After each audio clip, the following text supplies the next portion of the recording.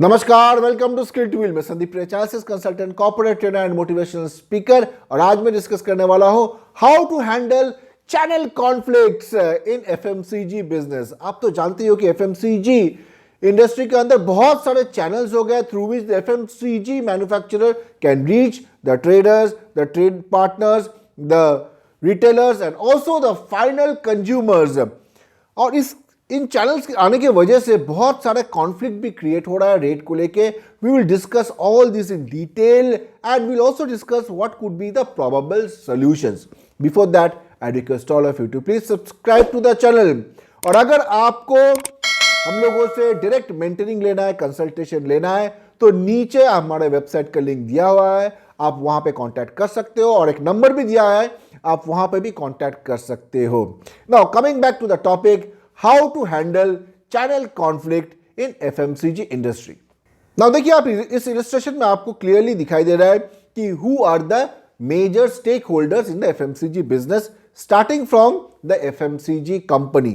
उसके बाद FMCG distributors है, होलसेलर्स है, रिटेलर्स है, मॉडर्न ट्रेड स्टोर्स है, and there are e-commerce platforms as well। And finally we have of course the consumer जो उन चीजों को खरीदते हैं। तो एफएमसीजी कंपनी किन चैनल्स के जरिए से, किस तरीके से कंज्यूमर तक पहुंच सकती है? नंबर वन रूट जो है, जो ट्रेडिशनल है, बहुत सालों से चल रहा है and which is still the major chunk of the business, कि एफएमसीजी कंपनी डिस्ट्रीब्यूटर को देते हैं, डिस्ट्रीब्यूटर वो प्रोडक्ट्स जो है आगे होलसेलर्स और रिटेलर्स को देते हैं, और वहां से फिर कंज्यूमर या शॉपर खरीद के लेके जाते हैं। Right, this is the traditional way. तो यही तरीका चल रहा था बहुत सालों से। And then came the modern trade stores, जैसे कि बिग बाजार एंट्री किया, उसके बाद धीरे धीरे करके बहुत सारे मॉडर्न ट्रेड चेन्स इंडिया में आ गए। तो मॉडर्न ट्रेड आने की वजह से company started to supply directly to the modern trade chains through the distribution centre, क्योंकि मॉडर्न ट्रेड बल्क में खरीदते, बहुत ज्यादा खरीदते, तो वहां से कंपनी से डायरेक्ट वो लोग खरीदते हैं and then they used to sell to the consumers. तो ये जो बिजनेस है, this was not that much till around 5 years back. अभी that time it was around 3%, 4%। अभी modern trade is around 10% of the FMCG business. But modern trade आने की वजह से रिटेलर्स को ज्यादा या डिस्ट्रीब्यूटर्स को ज्यादा इंपैक्ट नहीं हुआ। मैं कहूंगा कि बेटर ही हुआ है, बिकॉज मॉडर्न ट्रेड में लोग जाके चीज़ों को एक्सपेरिमेंट करते थे, देखते थे शेल्फ में लगा हुआ है, नया प्रोडक्ट ट्राई करते थे, और वो खत्म हो जाने से फिर वो अपने लोकल किराना दुकान से या ग्रोसरी स्टोर से खरीदते थे। So it actually helped the retailers also.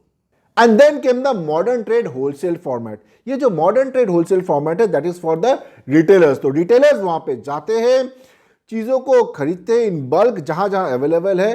कुछ रिटेलर्स मॉडर्न ट्रेड होलसेल से भी खरीदते हैं। ट्रेडिशनल होलसेल तो है ही, अभी कुछ रिटेलर्स कंपेयर करने लगे कि भाई हमें ट्रेडिशनल होलसेल में बेटर डील मिल रहा है या मॉडर्न ट्रेड होलसेल में बेटर डील मिल रहा है। तो वहां पे एक कॉन्फ्लिक्ट आना शुरू हो गया। And then came the major disruption, that is the e commerce platform. देखिए, ई कॉमर्स का यूसेज कोविड के वजह से बहुत ज्यादा होने लगा। पहले उतना नहीं था। एफएमसीजी का बहुत ही एक मिनिमम परसेंट, 1-2% इस तरीके का ई कॉमर्स में होता था, उससे ज्यादा नहीं। अभी it has gone up to 4-5% also, and in some companies it is more than that. खास करके मेट्रोज में, सिटीज में ये और भी ज्यादा है।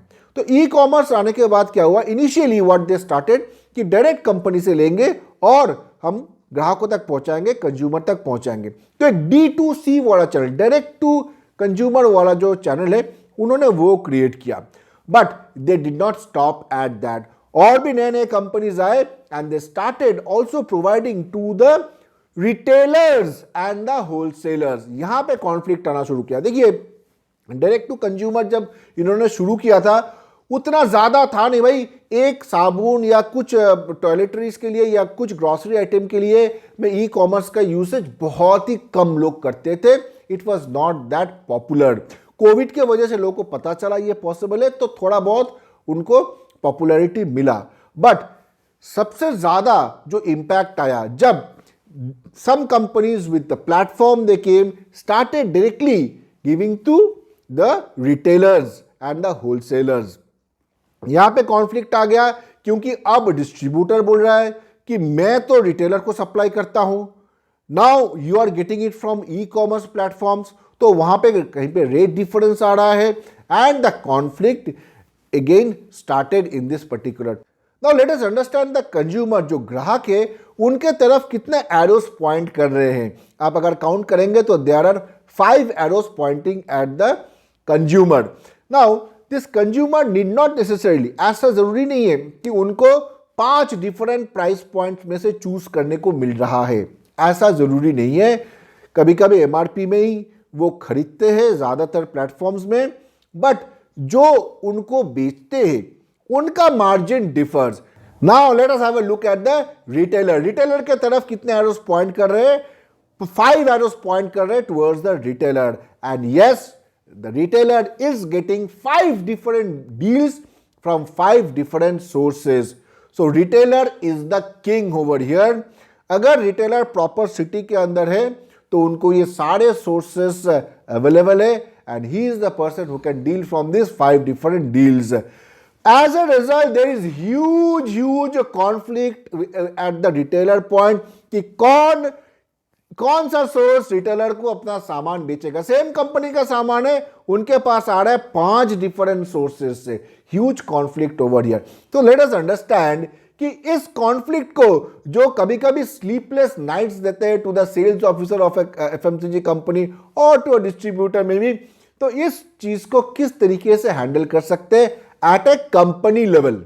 आई कैन थिंक ऑफ 5 आइडियाज और 5 ways in which FMCG company can handle channel conflict. The first is prioritize your target channel.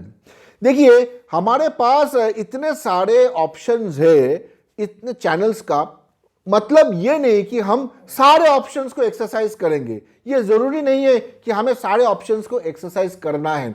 We can choose हमारे कैटेगरी ऑफ प्रोडक्ट के लिए, हमारे प्राइस पॉइंट ऑफ प्रोडक्ट के लिए which channel is the most important. देखिए अगर कोई channel से हमें बहुत कम मिल रहा है तो उस चैनल के ऊपर फोकस करके कोई फायदा नहीं है।